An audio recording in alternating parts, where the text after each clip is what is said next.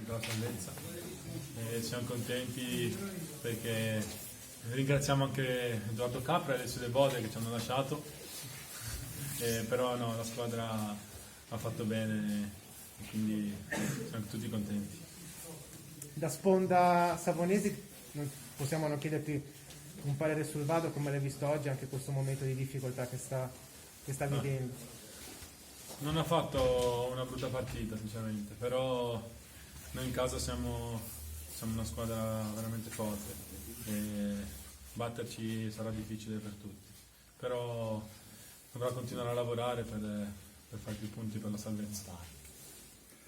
Luca, sei match winner quest'oggi, hai dato il tuo gol, un gran bel gol sull'assist di Sassari contro la tua ex squadra. Che partita hai visto?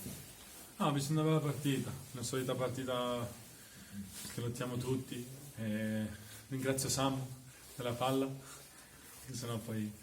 No, ringrazio Samu per la palla, abbiamo fatto veramente tutti un'ottima partita e non c'è da dire.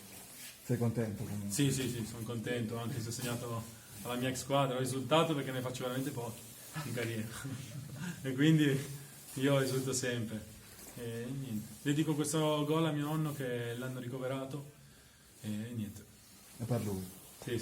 Grazie Luca.